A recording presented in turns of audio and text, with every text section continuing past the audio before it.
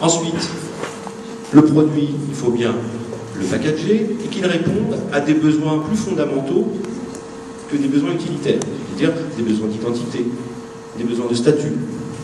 Et dans ce cadre-là, on va rentrer dans un autre élément du marketing qui est la relation avec le service et le partenariat. Je reprendrai tout à l'heure sur les éléments de partenariat pour développer et faire en sorte que votre destination, votre entreprise soit traitée comme une marque et qu'elle puisse prendre un poids en se gorgeant de la légitimité et de l'intérêt de ses partenaires. Et puis, le plus gros vecteur d'image dans le marketing, ça reste la marque, bien évidemment. En m'entretenant tout à l'heure avec vos éminents professeurs, elles m'ont dit que vous voyez les 4 P. Il me semble qu'il faut en rajouter un 5e. Les 4 premiers P, c'est prix, produit, publicité, promotion. Et le 5e, ce serait les people. Grosso modo, on ne peut pas imaginer intégrer une démarche de développement durable de façon opérationnelle dans un lieu de vacances si les gens ne sont pas formés. Ça paraît évident, sauf que lorsque vous ferez vos stages, essayez de demander à votre hiérarchie ce qu'ils connaissent du développement durable, de ces enjeux en ce qui concerne le tourisme. Je pense que vous allez tomber très sérieusement des nues. Sauf peut-être dans les hôtels. Le 12 juillet 2012, théoriquement, les étoiles telles qu'on les connaît aujourd'hui, le référentiel sur lequel s'appuie l'obtention de telle ou telle étoile, va disparaître. Au 12 juillet 2012, théoriquement, le nouveau classement hôtelier intègre 2 éléments de développement durable. Le premier, c'est l'accessibilité des personnes en situation de handicap. Le deuxième, c'est le contrôle sur les achats, notamment en ce qui concerne les produits pour nettoyer les chambres, les cuisines, etc. Mais c'est tout. On est quand même très très loin des enjeux dont je vous ai parlé au tout début de ma prise de parole. Mais ça a le mérite d'exister. Sachant que je n'avais qu'1 heure, et même je suis extrêmement bavard. Merci, vous êtes chou.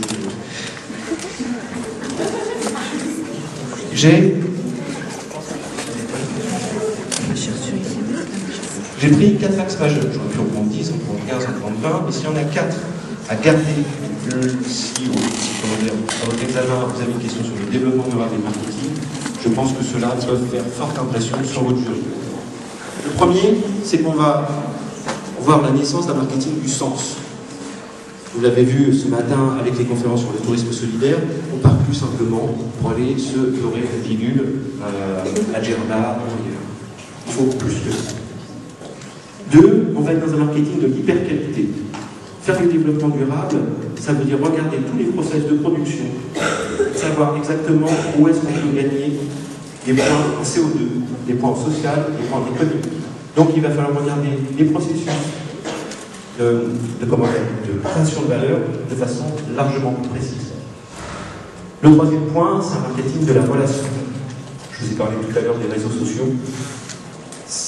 On verra que le marketing, un des éléments pour intégrer le développement durable dans le marketing, c'est des éléments partenariats, des éléments affinitaires, voire même de l'hypersegmentation.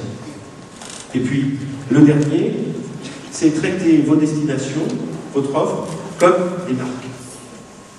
Et donc, le problème, c'est que autant une région a beaucoup de moyens, beaucoup de notoriété, ça ne pose pas trop de problème d'avoir ce type de démarche. Par contre, pour un hôtel, un camping, un syndicat d'initiative, il va falloir que ces structures-là se rapprochent à des valeurs qui ont largement plus de notoriété qu'elles.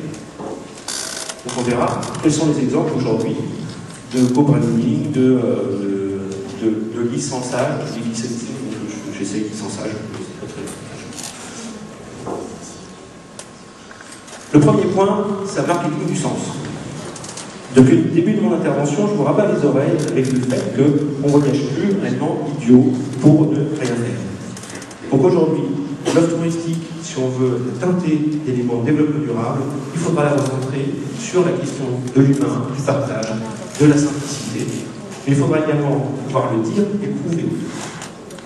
Pour arriver à réaliser ce recentrage, il faut déjà être capable de parler à certaines dimensions de l'homme, et pas simplement son portefeuille. Il faudra également placer l'identité au cœur du développement du marketing, c'est-à-dire votre entreprise ne sera pas capable de faire. Mieux vaut qu'elle ne raconte pas n'importe quoi. Et donc il y aura un certain nombre d'engagements qu'elle devra faire. Et par contre, elle devra se fixer également des objectifs. Aujourd'hui, dans notre pratique, on voit que la plupart des PME, la plupart des grandes entreprises font très peu ce travail stratégique de se dire ma vision à 5 ans ou à 10 ans, qu'est-ce que c'est? Qu'est-ce que je veux que mon hôtel, mon restaurant, ma destination deviennent dans 5 à 10 ans? Vous verrez qu'en entreprise, notamment en France, on n'a pas cette culture de la prospective. On a la culture de la comptable, je vais grossir le trait et être volontairement provocateur. Le patron du PME, ce qu'il veut, à la fin de l'année, c'est avoir assez de sous pour emmener maman en voyage, terminer de payer la VM et pouvoir payer la piscine. Le reste, ça n'est pas son problème. Il s'en contrefiche. Sauf que, si vous voulez réellement faire du développement durable et communiquer avec des éléments tangibles, crédibles, il va bien falloir que l'organisation se pose un certain nombre de questions, notamment sur sa vision. Qu'est-ce qu'on a envie de devenir? Ses valeurs, comment on a envie de le faire, et qu'est-ce qu'on peut faire ensemble. Sinon, ça ne marchera pas. Vous allez attraper des petits trucs, le label c'est raccourci pour ne pas se poser de questions, entre guillemets. Mais le raccourci sera assez facile de dire, écoutez, nous on a pris un parrainage avec tel site, ceux qui sont derrière notre place, ça ne pose pas de problème.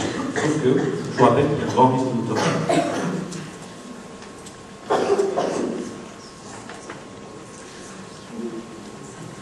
Aujourd'hui, il y a énormément d'acteurs du tourisme, malgré tout, qui ont commencé à mettre en place ces démarches, notamment au travers de chartes. J'ai pris l'exemple de la charte du guide du routard, qui dit grosso modo quels sont nos engagements lorsqu'on écrit nos guides. Hier, on prend des engagements en termes de tourisme sexuel, par exemple. On prend des engagements par rapport à notre transport, des déplacements. Tous les engagements du développement durable sont traduits dans cette charte, qui représente un engagement politique, au sens premier du terme, de la personne morale.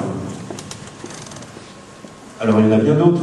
Il y a le Club Med qui a priori fait beaucoup d'affichage sur le développement durable, notamment sur sa politique de l'eau, ou sur sa politique également de partage des ressources, de non-contamination des ressources dans les hôtels clubs qui sont à l'étranger. Le deuxième élément, c'est un marketing de l'hyperqualité. Je vous disais que si on veut réellement faire du développement durable, et dans tous les cas ça va être de plus en plus prégnant, que ce soit au niveau du consommateur, mais également au niveau réglementaire, il va bien falloir descendre dans les processus qui génèrent la valeur des entreprises, notamment les entreprises du tourisme. Donc, ce qui va se passer, à mon sens, c'est que vous allez devenir de plus en plus sélectif les offres, pour ceux qui bosseront chez les tours opérateurs, vous leur demanderez de plus en plus de montrer la planche et prendre des engagements. Vous verrez une généralisation des démarches de qualification, on a parlé des labels, et je pense que dans un premier temps, pour faire du développement durable, c'est un premier passeport, ils ont mérite d'exister, il y en a certains qui sont très bons, il y en a certains qui ne devraient pas exister. Mais je pense qu'on va voir un grand mouvement de qualification et de labellisation de nos produits. Et dans un troisième temps, bien évidemment, vous pourrez vous passer de l'écoute permanente de vos clients. Puisque la qualité n'est pas liée simplement au lieu que vous donnez, entre guillemets, votre écu sonore et très bouchant, mais elle est liée aussi aux besoins de vos clients. Ce qui va être nouveau, c'est que l'une des notions fortes du développement durable, c'est la notion de partie prenante. C'est-à-dire qu'on ne peut pas faire du développement durable tout seul dans son coin. Le développement durable va considérer que finalement on est tous liés, et qu'on a tous des impacts, et on a tous des relations. Là, ça va être exactement la même chose pour le tourisme.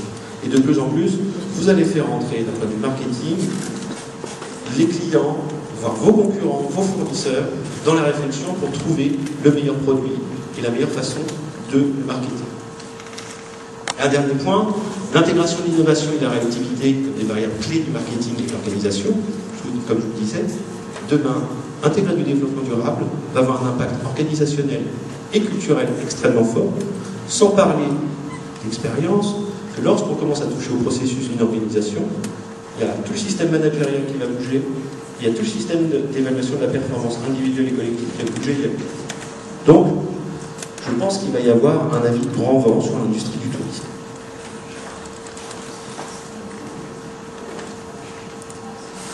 À titre d'exemple, il y a des sites déjà qui sont dans l'hyperqualité, qui communiquent extrêmement abondamment sur les normes, sur la ISO 14001, qui est sur la qualité de service. Vous avez ensuite des labels sur la qualité des villes, sur la qualité des transports, vous en avez pour tout. Donc il y a certains sites de réservation en ligne qui justement ont déjà cette sélection vis-à-vis de labels existants.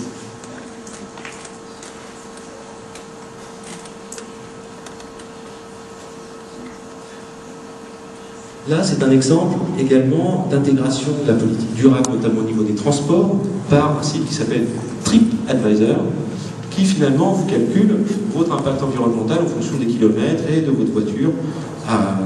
Si vous lui enseignez les champs, quel est votre type de bagnole, où est-ce que vous allez, combien de kilomètres vous allez faire, et bien il va vous dire si effectivement vous êtes plutôt vertueux ou pas, et il vous donnera même quelques conseils pour réduire vos émissions de gaz à effet de serre. Donc voilà un exemple très opérationnel, qu'on peut mettre relativement facilement en œuvre dans un hôtel ou sur un site internet, puisque aujourd'hui, si vous allez sur le site de l'ADEME, sur beaucoup de sites, vous allez pouvoir trouver des calculateurs que vous pouvez intégrer très très vite sur une page web. Donc ça coûte pas cher, et c'est séduisant, et en plus, c'est utile.